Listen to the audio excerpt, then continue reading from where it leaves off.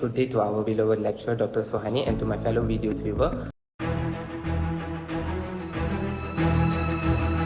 So today my team and I will be presenting an analysis which is on a communication crisis which has been occurred at Top Glove Corporation, especially during the COVID-19 pandemic. So we will be highlighting how the poor leadership communication, which is especially towards the foreign workers, led to a serious health safety as well as a reputational consequence for the company. So without wasting any time, let's dive into our presentation. A very good morning to Madam and everyone. We are from Group 9 and my name is Chang Suchi with Nomometric 293363. Today we will be sharing a case study on leadership communications in crisis focusing on Top Glove Corporation Berhad, which is one of the biggest glove manufacturers in the world. So, what happened? In November 2020, Top Glove made international headlines. On 17 November, news came out that over 5,000 workers, mostly foreign laborers, tested positive for COVID-19. Their dormitories were overcrowded and placed under strict lockdown. This quickly became Malaysia's largest workplace cluster. Just a week later, on 25th November, another report shows that the crisis was growing. Top Glove had to shut down the factories and warned that glove prices could rise globally. This situation shows how a communications breakdown inside one company can lead to wider international consequences. So, why was this such a big crisis?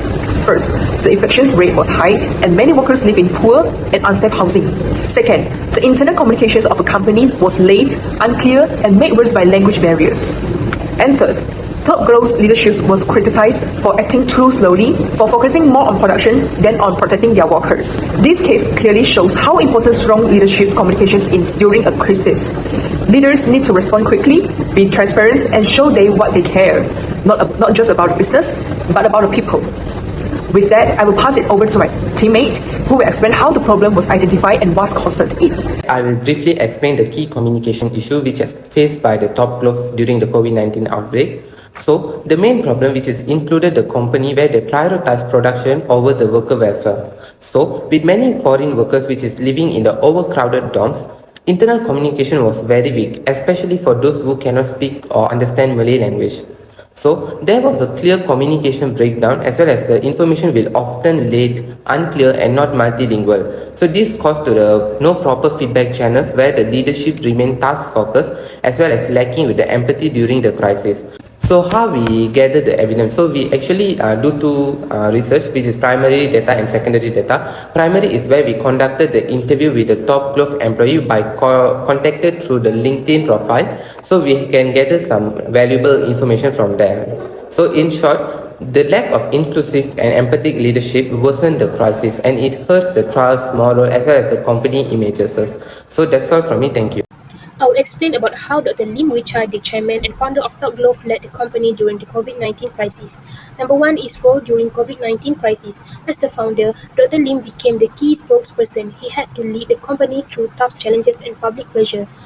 Number two, public crisis communication. Dr. Lim held press conferences and gave formal apologies. He explained the company's plans clearly and took responsibility for the situation. Number three, decisive actions for worker welfare. He quickly approved better housing for workers and enforced strict health and safety rules. These decisions helped solve urgent problems fast. Number four, long-term organizational reforms. He also focused on long-term improvements by reviewing company policies and improving communication between departments. He wanted a culture of openness and respect. And lastly, strategic leadership communication. Dr. Lim combined short-term actions with long-term plans. His clear and honest communication helped rebuild trust with the public and employees. During the COVID-19 crisis, Top Glove faced backlash for the poor living condition of its foreign workers. In response, founder Tan Sri Dr. Lim Wee Chai took several key actions to manage the situation and restore trust. First, he issued a public apology and took responsibility. It was an important leadership step, but unfortunately it came too late to prevent the damage. Second, he addressed the media to explain the situation and control the narrative, but early communication was lacking.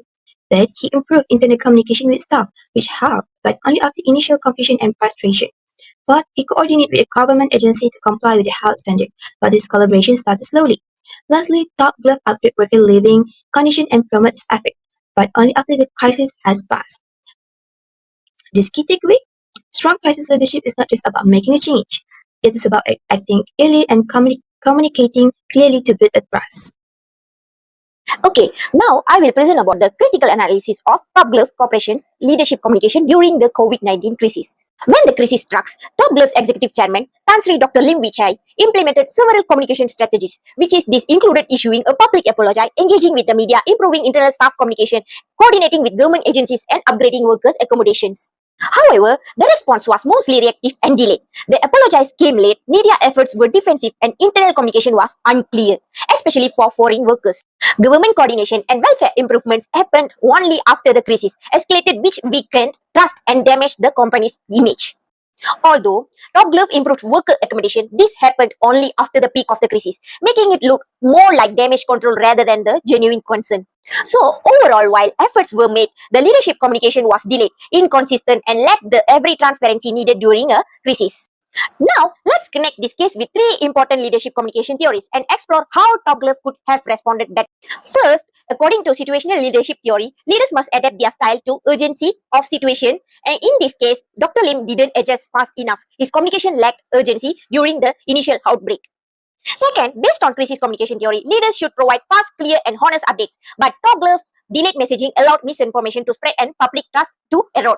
Thirdly, transformational leadership focuses on inspiring positive change and showing care for followers. While Dr. Lim eventually improved worker welfare, the delayed timing limited the impact of this effort. What can organizations learn from this? Moving forward, they need to develop proactive crisis communication plans that they don't wait for a scandal to erupt before taking action. And finally, stakeholder engagement, including with the media and government, should begin immediately. Showing authentic concern for employee welfare from start can protect both lives and the company's long-term reputation. In conclusions, the Top Glove COVID-19 crisis underscores how essential effective leadership communications is in times of emergency. Timely, honest, and empathetic communications help protect employees, maintain the public trust, and strengthen organizations' resilience. Thank you for watching.